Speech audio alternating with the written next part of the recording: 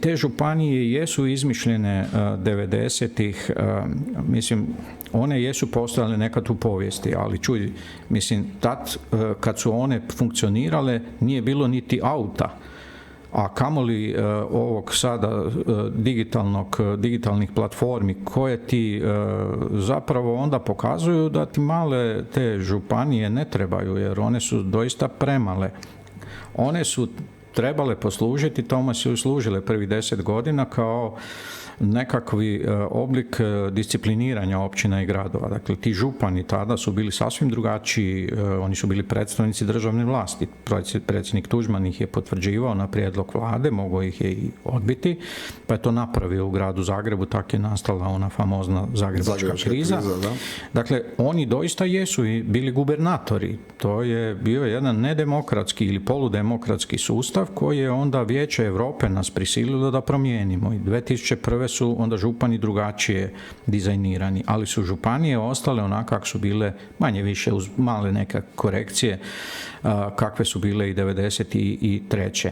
I onda, mislim, one stvarno imaju rudimentarni samoupravni djelokrug i uopće razlog zašto postoje. Kako su ih sada ojačali? Tako da su im masu državnih upravnih poslova dali da one obavljaju. I sad će župani odlučivati o pravima građana, poduzetnika u turizmu, u iskorištavanju rudnog bogatstva, u ugostiteljstvu, to je ovo malo i srednje poduzetništvo, im je sad palo šaka, razumiješ? Oni će tu donositi rješenja, pa će se valjda rukovoditi ko je moj, ko nije moj. Ono što ja imam s terena kao reakcije ljudi, javljaju mi se kolegice i kolege kad znaju da se time bavim, su prava katastrofa, i to bez obzira iz koje političke stranke su župani. Oni su to shvatili kao neki novi plijen, sad će još nešto dodatno tu moći raditi. Tako da to je jedan primjer potpuno pogrešnog poteza. Sad bi ti ja rekao, nemoj tako pričati. Umjesto toga treba ići ovim tragom kojim zapravo s druge strane u ovim nekim djelatnostima gdje je to doista potrebno idu neke županije, to je suradnja. Jer pazi, ne možeš se prijaviti na sredstva iz europskih fondova ako nemaš neko područje, neki broj stanovnika. U Europi postoje neka pravila o tome. I sad kad pogledaš ove županije takozvane sjeverozapada Hrvatske već dugo surađuju, imaju nekakvi sporazum, dogovaraju se i tako dalje, moraju, jer jednostavno će izgubiti sredstva.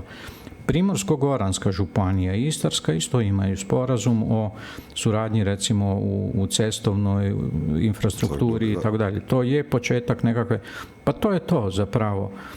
Te regije koje ovdje čovjek spominje, ja sam puno puta pisao o njima, one i moraju biti upravo planske regije, dakle regije za planiranje, regije za izgradnju infrastrukture, regije za upravljanje javnim dobrima poput šuma i voda.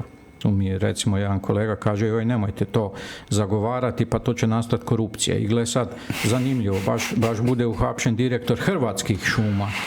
Znači, centralizacija tu nije nešto što ljude sprečava da budu korumpirani ili da odu u kriminal. Mislim, ja ne znam da taj čovjek doista to napravio, to će se tek vidjeti, ali mislim, očito je da neke stvari šumama u Slavoniji treba upravljati Slavonija, a ne netko iz Zagreba. Pa zamisli kakva je to glupa situacija. Ili kad pogledaš gdje se vadi nafta u Hrvatskoj, u Zagrebu, jer je tako se stvar statistički prikazuje. Dakle, mi imamo jedan totalno nerealni sustav, jednu paralelnu stvarnost u sustavu javnog upravljanja, samo zato što netko neće odustati od ovog modela koji očito svi građani to vide na kraju krajeva, da te županije zapravo nisu nešto što je dobro pogođeno.